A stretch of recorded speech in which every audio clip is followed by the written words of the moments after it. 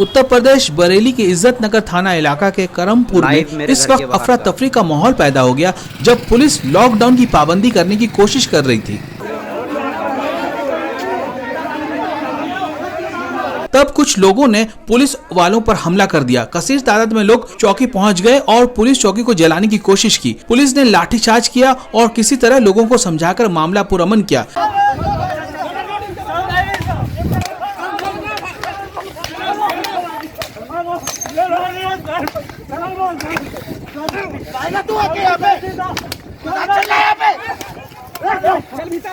इस वाक़े में एएसपी समेत कई पुलिस वाले जख्मी हो गए। पुलिस ने इस वाक़े की कई मुलजिमीन को हिरासत में लिया है।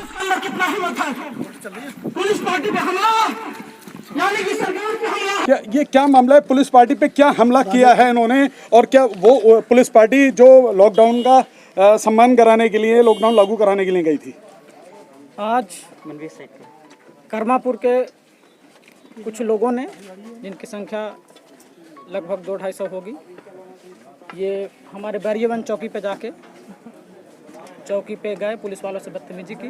मामला ऐसा शुरू हुआ जब हमारी लॉकडाउन को इन्फोर्स कराने के लिए हमारी चीता मोबाइल जो है इस गांव में आई थी।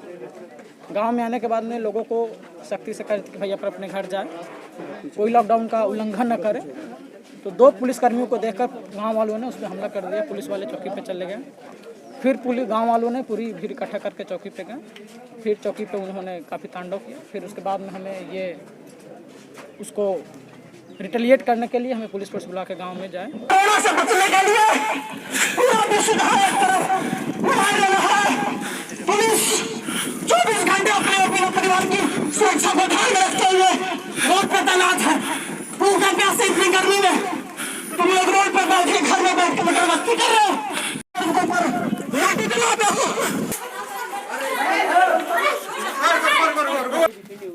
ले ले ले चलते रहिए। पे जब गए हम, तभी लोगों ने हम पे हमला करने की कोशिश की।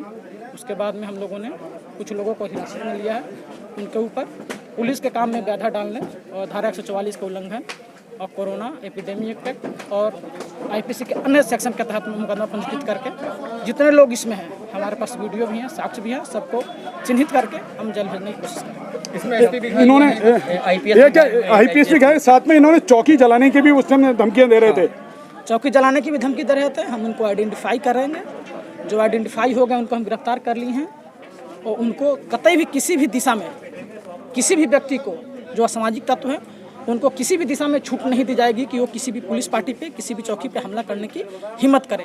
इसमें हम एक नज़ीर पेश करेंगे जिनमें आने वाले भविष्य में कोई भी व्यक्ति पुलिस पार्टी या चौकी पे हमला करने की अपने सपने में भी न सोचे।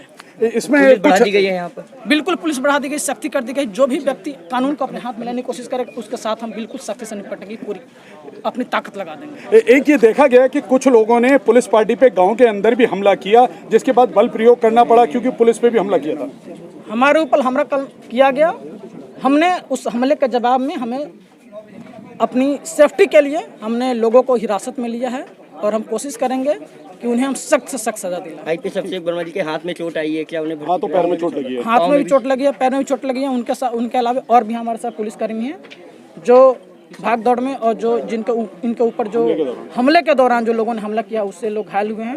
उनको इलाज के लिए जिला अस्पताल में भेजा जाएगा।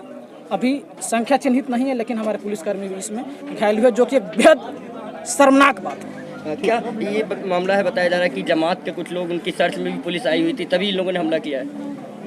अब ये हम वेरिफिकेशन करने के लिए सब लोग लगे हुए हैं कि कहीं कोई बाहर से व्यक्ति तो आया नहीं हुआ, कहीं कोई संक्रमित है।